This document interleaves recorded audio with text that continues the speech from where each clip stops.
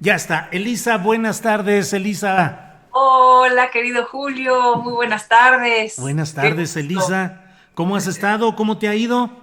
Muy bien, pues con mucha intensidad informativa, Sí, ¿no, sí, querido Julio? sí. Sí, sí. Híjole. Sí, sí, la verdad veo lo que anuncias y veo luego los segmentos de lo que estás poniendo en Milenio TV a las 8 de la noche de lunes a viernes y está duro el movimiento informativo, ¿no? Oye, es que ya uno va, lo que era noticia en la mañana ya no es a mediodía y en la Sí, noche ni se diga, sí. entonces, ¿no? Pero bueno, mucha tela de dónde cortar para nosotros los periodistas, ¿verdad? Sí, sí, sí. Oye, Elisa, pues hay un chorro de temas. Hoy, por desgracia, no pudo Sí, estar con nosotros nuestra querida Carolina Rocha, pero bueno, vamos a tratar de suplir su ausencia aquí entre nosotros, Elisa. sí, sí, la ¿Cómo? querida Caro. Sí. ¿No? ¿Cómo ves, Elisa, los resultados electorales, o al menos lo preliminar que va hasta hoy en Sí. Coahuila y en Hidalgo? ¿Crees de veras que el dinosaurio se levanta, resiste, patalea y puede amenazar hacia 2021? ¿O solo son expresiones muy concretas en estados con una realidad política, diría yo, hasta anómala en relación con el resto del país?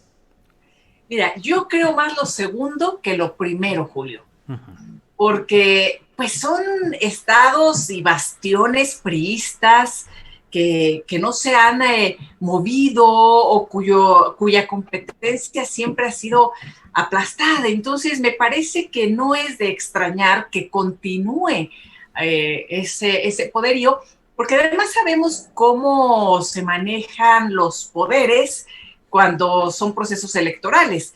Los gobernadores en turno tienen mucha influencia con todos los demás poderes que tendrían que ser muy, muy autónomos, pero bueno, mucha influencia. Es decir, siempre los cambios de gobierno son manifestaciones ya muy claras, ¿no? Cuando la gente está viendo un desgaste ya insoportable y ve una opción y un cambio, pero si no, pues lo lógico es que se mantenga, ¿no? Por todo el poder político y económico y la influencia que tienen los propios partidos gobernantes en las distintas entidades, ¿no?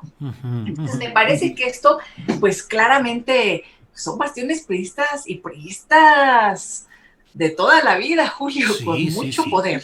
Sí, sí, caciques de horca y cuchillo en Sí, Hidalgo y intereses densos, densos de grupos de toda índole, tanto en así es. Coahuila como en Hidalgo. En Coahuila, pues el predominio de los Moreira. Ahí va ya el hermano menor, Álvaro Moreira Valdés, es el presunto ganador de la contienda para diputado local Sí, por el Distrito Electoral 16 con sede en sí. Saltillo y pues seguramente va a buscar ser el líder del Congreso del Estado y de allí va a buscar ser el tercer Moreira en gobernar Coahuila. Ojalá y me equivoque en esta presunción, en este Sí. vaticinio, pero creo que por ahí van las cosas. Y Morena, pues metido en los mismos pleitos y a pesar de que estuvieron en la laguna de Coahuila, Ramírez Cuellar, Mario Delgado, Atolini, el senador Armando Guadiana, toda la fuerza posible, nomás no levantaron. ¿Cómo ves a Morena a estas alturas, Elisa? Oye, por más de que los vimos allá los sombrerudos, bigotones, así bien acá, ¿verdad? Nosotros aquí bien machones podemos seguir adelante, pues no, no, no, Ajá, no, no, ajá. no, no. Creo que también hay reputaciones que preceden cualquier sombrero, querido Julio, Ujú, ujú. ¿no? Y cualquier fotografía o imagen. Sí, yo creo que también pues una reflexión importante la que tendrán que estar haciendo en estos momentos en Morena, sobre todo la militancia, porque los contendientes están con todo, Julio, porque a pesar del resultado en Coahuila y en Hidalgo, es una fuerza poderosísima, es la fuerza más importante en nuestro país y esa fuerza se traduce además en muchísimos recursos y en mucha influencia para poder decidir y determinar candidaturas que se aproximan en la elección del próximo año. Así es que la contienda está con todo. Sí. es la más reñida por lo que se está peleando ahí, y sin duda lo que resulte tendrá un impacto en el futuro de México muy importante. Y ahí pues están todavía en este tercer capítulo. Yo le digo que es esta temporada ya muy, muy estirada la liga, ¿verdad? Para que existiera esta tercera temporada en donde todavía no se resuelve la presidencia de Morena. Pero bueno, en esas circunstancias fueron a esta otra elección y pues ahora empezará el repartidero de culpas, ¿no? Pero lo cierto es que tienen que reflexionar para empezar a cohesionarse como partido político, ¿no? Y con la fuerza que tendrán que enfrentar las próximas elecciones, que ahorita pues siguen muy, muy ríspida la contienda, ¿no? Sí. Elisa, al cabo que estamos aquí entre nos, dime, ¿qué pensaste cuando te enteraste de que estaba detenido el general Cienfuegos? Ay, mamacita santa, eso. Mira, es que hasta es difícil expresar la opinión así tal cual, Julio. Pero como aquí estamos aquí Sí, entre sí, nos, sí. ¿verdad? Siempre entre amigos, amigas, entre gente además muy preparada que te sigue y todo, y así es como vamos platicando. Pues la verdad es que algunos dirían, ay, pues si ya lo sabíamos, ¿no? Y otros salen a la defensa así voraz, pero lo cierto es que es un golpe tremendo a las Fuerzas Armadas, y a mí me causa muchos sentimientos encontrados, porque uno no quisiera pensar que eso está pasando, pero la realidad nos confronta, y también lo que vemos es una simulación increíble, ¿no, Julio? Durante tantos y tantos años no podemos imaginar un crecimiento, deja tú de los distintos cárteles, del negocio, del trasiego, de los cultivos, ahora con el tema de la metanfetamina, boyante. No podemos pensar en que permanezcan estos negocios creciendo y bollantes sin la complicidad de las autoridades y sin la complicidad de los que han estado ahí en la primera línea de lo que se supone es la lucha contra el narcotráfico. Una simulación tremenda. Y quienes viven en lugares calientes, ¿no? Como se les llama, o en el norte del país, o en Tamaulipas, o en todos estos lugares, en Guerrero, pues saben perfectamente que ahí existe la omisión o la acción, cualquiera de las dos cosas, de las Fuerzas Armadas. No se puede entender el trasiego, el negocio, el incremento boyante de ayer y hoy sin las autoridades presentes. Entonces, me parece que además había indicios también aquí en México, pero pues son voces acalladas a las primeras de cambio, Julio. ¿Cuántas víctimas, cuántas investigaciones periodísticas independientes no se mostraron en relación, por ejemplo, al tema de Tlatlaya o de Ayotzinapa, en donde se decía, por lo menos, que se investigue si hay responsabilidad del general Cienfuegos, ¿no? Entonces, pues me parece que es un tema tan complicado, en donde están coludidas tantas autoridades, que siempre lo que permea es la simulación y el silencio, y yo creo que tenemos que irlo rompiendo, Julio. Sí, sí, sí. Ahora, esto es, Elisa, al menos con los datos que tenemos hasta este momento, Sí. ¿ayuda a la lucha anticorrupción del presidente López Obrador o le genera turbulencias internas en el ámbito estratégico y delicado de la correlación con esas Fuerzas Armadas en las que él sustenta buena parte de su proyecto?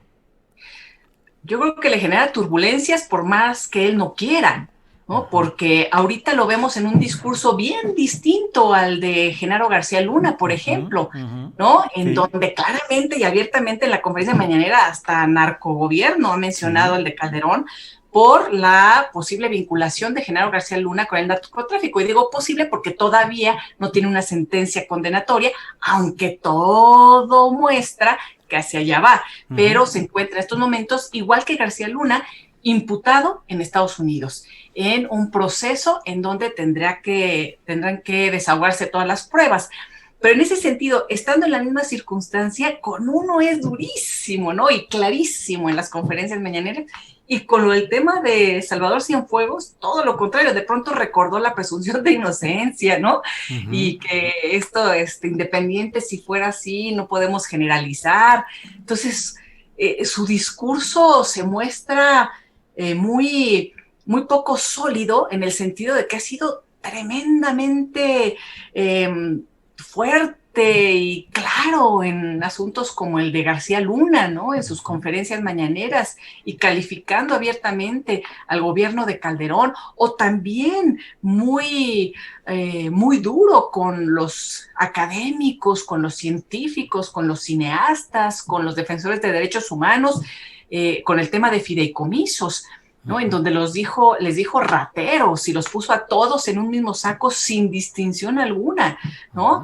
Y lo que estaban pidiendo o lo que piden actualmente es que se lleve a cabo un proceso de fiscalización primero antes de desaparecerlos, y por supuesto los que sean corruptos, los que tengan esta dinámica que no es tampoco ajena a muchos fideicomisos, pues que se atienda.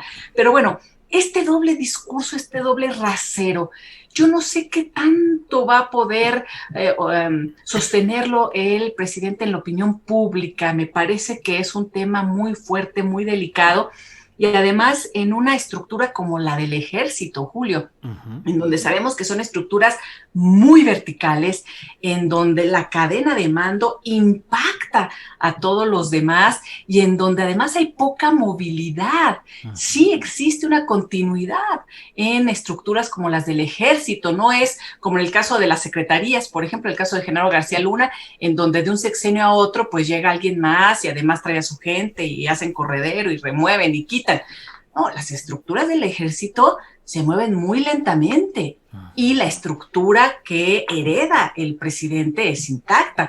Y si bien es cierto que no estuvo en la terna que le propuso el general Cienfuegos, el actual secretario de la Sedena, pues también es cierto que es uno de los personajes importantes que ha estado a lo largo de los años pasados y que fue designado por el propio Salvador Cienfuegos en las distintas regiones, ¿no? Sí. Y en el norte del país, en Tamaulipas, todo lo que hemos platicado. Entonces, me parece que es una situación muy complicada para el presidente, porque ha dicho que no va a investigar o que se investigará hasta que se demuestren las pruebas de Estados Unidos.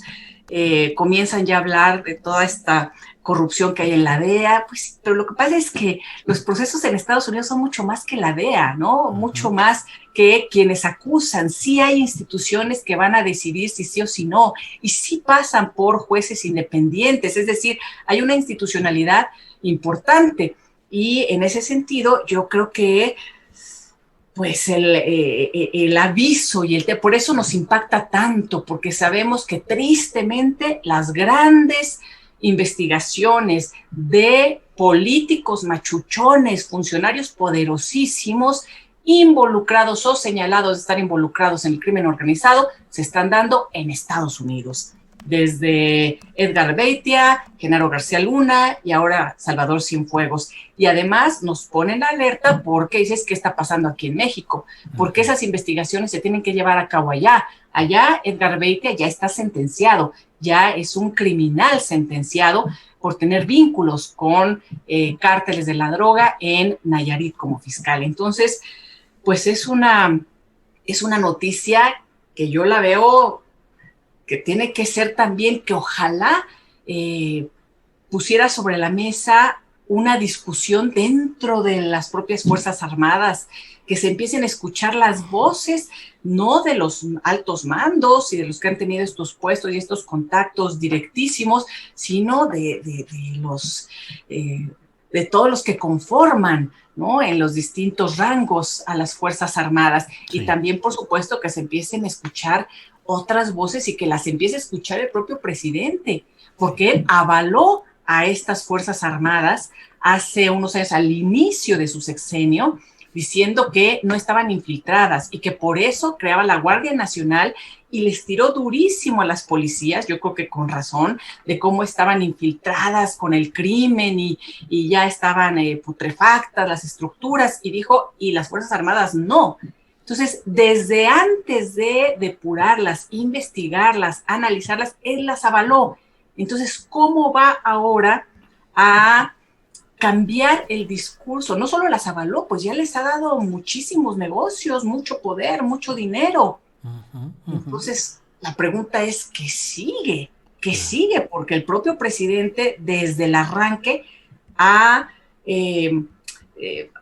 creado toda su estructura y su plan de gobierno con la militarización de la seguridad pública, incluso violando la Constitución, porque la Guardia Nacional es eso, ya hay amparos incluso, ¿no? Sí, así es. Ahora, Elisa, las Fuerzas Armadas en México siempre han sido un territorio opaco. Por una parte, todos los secretarios de la Defensa Nacional han cumplido siempre su sexenio, como si fuese una concesión sexenal absoluta en la que no hay ninguna rispidez, ningún problema, y también pareciera un pacto de impunidad compartido, en el cual el poder civil tolera o permite ciertas cosas del militar, poder militar que a la vez permite ciertas cosas de corrupción y de impunidad y de injusticia del lado civil. Los secretarios de la defensa salientes proponían una terna o a veces una pareja de nombres para su sucesor, que normalmente era aceptado por el presidente de la República entrante, lo cual pues le daba continuidad a este pacto de impunidad, digamos. Pero dentro de las revisiones que hemos hecho en México, le hemos puesto a revista todo, la cuestión clerical, los curas pederastas, que antes era un asunto intocable, las cuestiones de la propia presidencia de la República, de sus familiares, todo, los medios de comunicación. Pero al ejército, a sus jefes, sus presupuestos, sus abusos, poca atención le hemos puesto, y tenemos casos como el de España, donde una mujer ha sido ministra de la Defensa, una mujer civil, obviamente, y en México estamos muy distantes de todo eso. Qué enorme territorio de opacidad el que ha sido el del ámbito castrense, Elisa.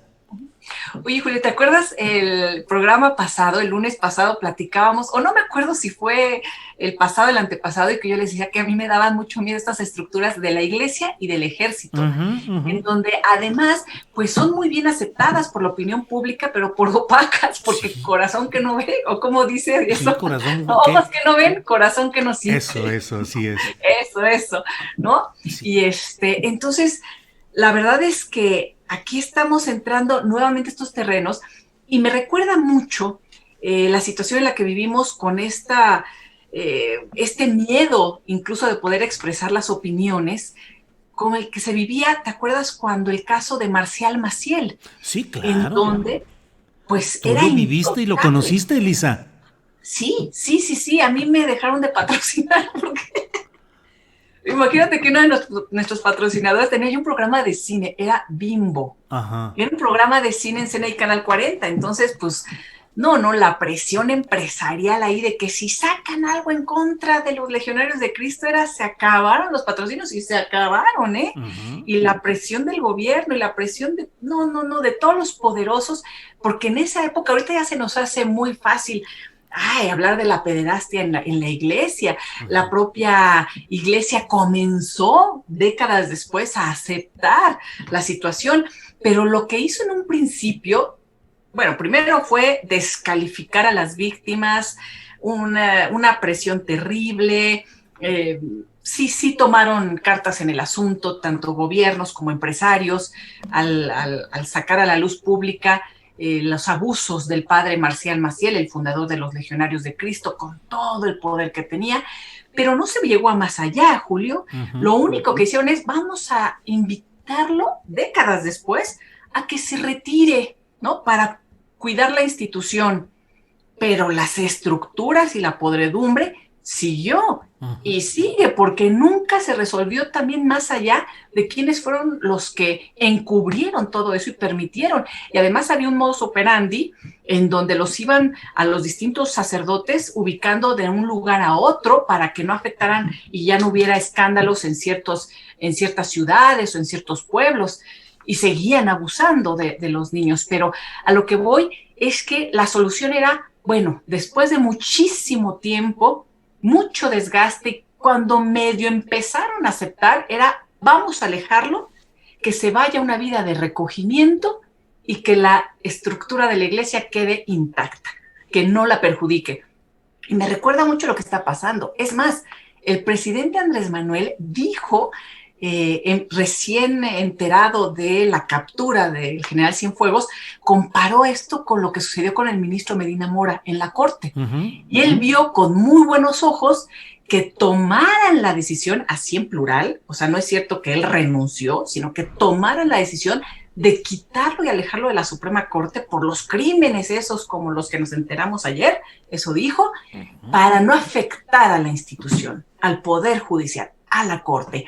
Es decir, vamos a alejarlo, a señalar no la estructura criminal que pueda estar funcionando o que pueda haber dejado o que pueda cobijar que esto continúe, sino que se quita como si nada más fuera una persona para que no afecte a la institución y por supuesto que den la impunidad, porque jamás se lleva a la justicia a estos personajes, como no se llevó a la justicia al padre Marcial Maciel, como no sabemos qué ha pasado con Medina Mora, ¿verdad? Y entonces la solución para ellos es quítalos y ya, porque la institucionalidad, porque lo que puede representar, y además, sí, pues una institución que no ha entrado a la dinámica de rendición de cuentas y de transparencia, como muchas otras que poco a poco se han ido incorporando. Entonces, pues es un hoyo negro, ¿no? En donde hay un temor incluso a comenzar a develar qué es lo que se ha vivido durante tantos años ahí adentro y cómo además pues están totalmente integrados, llamémosle de esa manera, a la dinámica de un país en donde uno de los grandes negocios es el de la droga y otro es el de la trata, porque hay que recordar que estos grupos criminales, además con los que se van vinculando las autoridades, no únicamente se dedican al trasiego de droga, digo, pues imagínate eso, pero ¿qué pasa con la tortura, con la desaparición, con la fabricación de culpables, con la criminalización de quienes asesinan, ¿no? Porque siempre abaten delincuentes, ¿no? Pero a saber. Sí. Entonces creo que es un tema bien delicado y que sería un muy buen momento para empezar a hablar de ello y por lo menos comenzar a poner sobre la mesa el valor que tiene la seguridad civil en nuestra seguridad pública, lo que llaman la seguridad interior, ¿no? Sí. Pues Elisa, muchas gracias. Hay un chorro de temas que se quedan pendientes. Ya viste que hoy estuvieron recordando al general Cárdenas, estuvo su hijo Cuauhtémoc Cárdenas, estuvo presente el presidente López Obrador y ahí el propio Cuauhtémoc Cárdenas pues dijo que durante el gobierno del general Cárdenas, a pesar de los ataques viscerales en contra de ese gobierno, el gobierno cardenista, el general Cárdenas fue respetuoso de la oposición. Sabía qué y quiénes las movían, quiénes las representaban con la convicción de que no representaban riesgo alguno a la obra de la revolución y menos a los principios que normaban su proceder, sino que se fortalecían estos respetando a esas oposiciones, que por agresivas que fueran, solamente ejercían su derecho constitucional a la disidencia. ¿Cómo ves? Te lo digo, Pedro, para que lo escuches, Andrés, ¿no? Así es. Pues como esos temas nos van a quedar varios para ir próximamente, para la siguiente semana, a ver si comentamos a ver cómo va todos estos caminos de la política complicada de nuestro país, Elisa. Por lo pronto, como siempre, gracias. Gracias y que te vaya bien Julio. Hoy. en tu programa a las 8 de la noche, de 8 a 9, en Milenio TV con Elisa. Gracias, Elisa. Allá nos vemos. Buena semana. Sale, gracias.